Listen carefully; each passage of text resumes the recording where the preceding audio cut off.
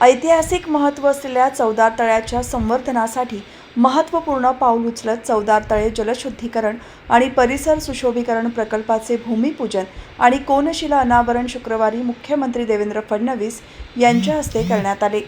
या कार्यक्रमाला महाराष्ट्राचे मुख्यमंत्री देवेंद्र फडणवीस, केंद्रीय राज्यमंत्री रामदास आठवले, विधानसभा उपाध्यक्ष अण्णा बनसोडे, मंत्री उदय सामंत, मंत्री भरत गोगावले, मंत्री संजय शिरसाट, मंत्री अदिती तटकरे, खासदार सुनील तटकरे, खासदार धैर्यशील पाटील, खासदार ज्योती वाघमारे, आमदार प्रवीण दरेकर, जिल्हा परिषद अध्यक्ष मंगेश वाकडीकर यांच्यासह अनेक मान्यवर उपस्थित होते। आपल्या भाषणात मुख्यमंत्री देवेंद्र फडणवीस यांनी सांगितले की रायगडची भूमी ऐतिहासिकदृष्ट्या अत्यंत महत्त्वाची आहे। छत्रपती शिवाजी महाराजांनी याच भूमीतून स्वराज्याचा संदेश दिला, तर डॉक्टर बाबासाहेब आंबेडकरांनी चवदार तळ्याच्या आंदोलनातून सामाजिक समतेचा मार्ग दाखवला। भारतीय संविधानाने प्रत्येक नागरिकाला समान हक्क दिले असून समाजात कोणीही मोठा किंवा लहान नाही ही भावना रुजवणे आवश्यक आहे। समतेकडे जाण्याचा मार्ग हा समरसतेतून जातो आणि समाजातील सर्व घटकांनी एकत्र येऊन ही मूल्ये जपली पाहिजेत। चवदार तळे सत्याग्रह हा भारताच्या इतिहासातील एक निर्णायक टप्पा ठरला असून त्याने सामाजिक अन्यायाविरुद्ध लढण्याची प्रेरणा दिली आहे, असे मुख्यमंत्री देवेंद्र फडणवीस यांनी यावेळी सांगितले। आज अतिशय महत्त्वाचा दिवस आहे। भारतरत्न डॉक्टर बाबासाहेब आंबेडकरांच्या नेतृत्वामध्ये चवदार तळ्याचं जे आंदोलन झालं त्याच्या शताब्दी वर्षाची सुरुवात आज आपण करतोय। ही रायगडची भूमी अत्यंत महत्त्वाची भूमी आहे, कारण एकीकडे छत्रपती शिवरायांनी स्वराज्याचा संदेश याच रायगडच्या भूमीतून दिला आणि दुसरीकडे चवदार तळ्याच्या आंदोलनातनं स्वराज्य हे समतेसोबत असलं पाहिजे, ती समता स्थापन करण्याचा संदेश हा भारतरत्न डॉक्टर बाबासाहेब आंबेडकरांनी चवदार तळ्याच्या माध्यमातून दिला। आणि म्हणून मला असं वाटतं की अतिशय महत्त्वाचा अशा प्रकारचा आजचा हा दिवस आहे। मला सांगताना आनंद वाटतो की यावर्षी अत्यंत हे महत्त्वाचं वर्ष आहे। एकीकडे ज्यांना भारतरत्न डॉक्टर बाबासाहेब आंबेडकरांनीही गुरुस्थानी बघितलं ते महात्मा ज्योतिराव फुले यांच्या 200व्या जयंतीचं हे वर्ष आहे। वैराग्यमूर्ती गाडगे बाबा यांच्या 150व्या जयंतीचं हे वर्ष आहे आणि चवदार तळ्याच्या सत्याग्रहाच्या 100व्या वर्षपूर्तीचं अशा प्रकारचं हे वर्ष आहे।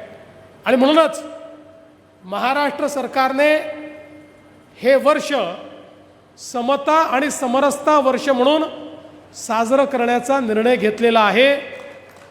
आपल्याला माहिती आहे, आपल्या संविधानाने दिलेलं आपलं अंतिम उद्दिष्ट हे समता आहे।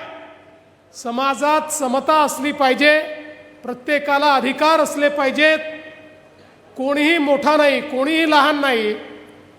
या संविधानाप्रमाणे प्रत्येकाला संधीचा समान अधिकार, अशा प्रकारची समता ही समाजात स्थापन करायची आहे। आणि या समतेकडे जाणारा रस्ता काय आहे, तर तो रस्ता समरसतेचा रस्ता आहे की ज्याच्यामध्ये संपूर्ण समाज समरस होऊन समता स्थापित करेल। अशा पद्धतीनं समता आणि समरसतेचा हा भाव यावर्षी महाराष्ट्र शासनाच्या माध्यमातून त्या ठिकाणी करण्याचा आपण प्रयत्न केला आहे। या ठिकाणी सुद्धा भीमसृष्टी अशी झाली पाहिजे, भीमसृष्टी की लोकांची एकदम चांगली झाली पाहिजे दृष्टी। भीमसृष्टी करण्याच्या संबंधामध्ये या ठिकाणी भरत सेठनी तर सांगितलेलं आहे, जरूर 55 कोटी रुपये आमच्या संजय शिरसाट यांच्या प्रयत्नाने मुख्यमंत्र्यांनी मंजूर केलेले आहे। पण अनेक लोकांची मागणी आहे या ठिकाणी एखादं प्राधिकरण व्हावं। बाबासाहेब आंबेडकरांची शताब्दी या चवदार तळे सत्याग्रहाची करत असताना एखादं या ठिकाणी अशा पद्धतीचा एक निर्णय झाला पाहिजे आणि भव्य दिव्य अशा पद्धतीचं मोठं स्मारक जे आहे हे स्मारक या ठिकाणी उभं राहिलं पाहिजे. 25-30 एकर जमिनी आजूबाजूला आहे ती आपण घेतली पाहिजे. आणि या ठिकाणी हजारो लाखो लोक येतात. सुरुवातीला काय थोडे लोक येत होते, नंतर आम्ही दलित पॅंथरच्या काळामध्ये प्रत्येक वर्षाला येऊ लागलो. हजारोच्या संख्येने लोक येऊ लागले. आता लाखोच्या संख्येने लोक येतात त्याच्या दिवशी. आणि म्हणून या ठिकाणी एक भव्य दिव्य अशा पद्धतीचं स्मारक उभं राहिलं पाहिजे. महाडमध्ये बाबासाहेबांचं स्मारक, रायगडावर छत्रपती शिवरायांचं स्मारक किंवा त्या ठिकाणी त्यांची राजधानी आहे. आणि शिवसृष्टी आणि भीमसृष्टी या ठिकाणी उभी झाली पाहिजे. अशा पद्धतीचा प्रयत्न आपल्याला करायचा आहे. आजचा हा दिवस खऱ्या अर्थानं महाडच्या जनतेने आणि महाराष्ट्राच्या जनतेने एक वेगळा अनुभव आजच्या दिवशी त्यांना मिळतोय, पाहायला मिळतोय. गेल्या वर्षी मी या महाडला जेव्हा भेट दिली त्या टायमाला महाडच्या चौदार तळ्याचं वास्तविकता जी काही मी माझ्या नजरेला आली, त्यानंतर भरत शेठ माझ्याबरोबर होते, इतरही काही पदाधिकारी होते. त्यांनी सांगितलं की आपल्याला या महाडच्या चौदार तळ्याचा विकास करायचा आहे. खऱ्या अर्थानं बाबासाहेबांची चळवळ जी सुरू झाली ते महाडच्या चौदार तळ्यापासून सुरू झाले.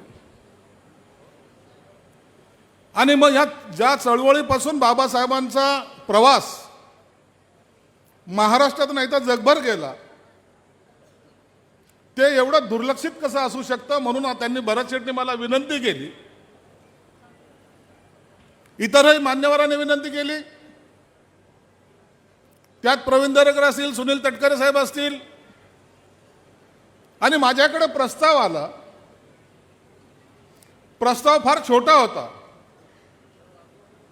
मी त्यांना सांगितलं की ज्या बाबासाहेब आंबेडकरांनी गुलामाला माणूस बनवलंय, त्या बाबासाहेब आंबेडकरांचं कोणतंही काम, मग त्याचा चौदार तळ्याचा असो, चैत्यभूमीचा असो, दीक्षाभूमीचा असो, कोणत्याही कामाला कधीही सरकार मागे पुढे पाहणार नाही. पाहिजे तेवढा निधी त्या ठिकाणी दिला जाईल. आणि मला सांगायला आनंद होतोय, या चौदार तळ्यासाठी आपण जवळपास 56 कोटी रुपये माननीय मुख्यमंत्री देवेंद्र भाऊ फडणवीस, माननीय उपमुख्यमंत्री एकनाथ साहेब शिंदे साहेब यांनी मला सरळ सांगितलं, शिरसाट चांगलं काम आहे, त्या ठिकाणी निधीची कमतरता कमी पडणार नाही, तुला करायचंय बिंदास कर.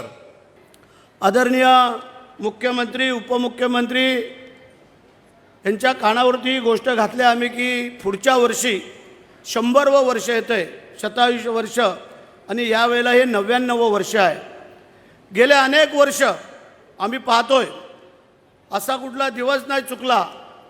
मुख्यमंत्री महोदय, आमच्या जीवनातल्या काही ज्या काय गोष्टी आहेत, एवढा मोठा झालेला आहे, त्याच्या पाठीमागची 3-4 कारणं आहेत.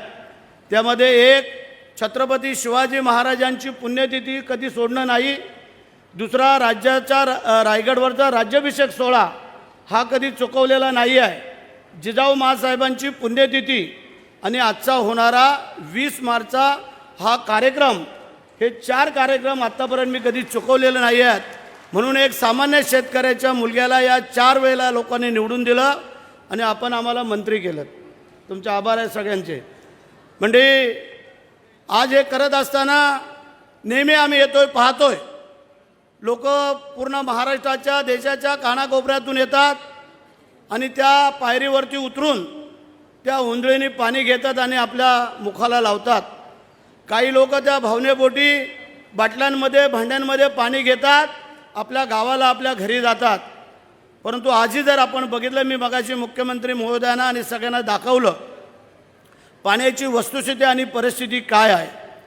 आणि म्हणून गेल्या अनेक वर्षापासून आमची मागणी होती, ज्यावेळेला एकनाथ शिंदेसाहेब मुख्यमंत्री होते, देवेंद्रजी उपमुख्यमंत्री होते, त्यावेळेला 7 कोटी रुपये मागच्या वेळेला त्यांनी मंजूर केलेले आहेत. आणि दुसरे 3 कोटी, असे एकूण 10 कोटी, 3 कोटी इथं शाहू महाराजांचं सभागृह, परंतु तेवढ्यामध्ये 7 कोटीमध्ये सुशोभीकरण होऊ शकत नव्हतं. यासाठी संजयजी शिरसाट, आम्ही प्रवीण भाऊ आपण एकदा चर्चा केली की बोलो ही वास्तू अशी आहे ज्या लोक येतात आत्मीयतेने, आणि म्हणून करता संजयला आम्ही सांगितलं आणि संजयनी तात्काळ मान्यता दिली. आणि परवा स्वतः अर्थसंकल्पामध्ये आपल्या मुख्यमंत्र्यांनी या महाडच्या ऐतिहासिक चौदार तळ्याचा उल्लेख करून सांगितलं की कितीही पैसे लागले तरी या ऐतिहासिक चौदार तळ्याचा आणि परिसराचा आम्ही पूर्ण विकास करू. हा साहेबांचा त्या दिवशी अर्थसंकल्पामध्ये चर्चेमध्ये विषय आला.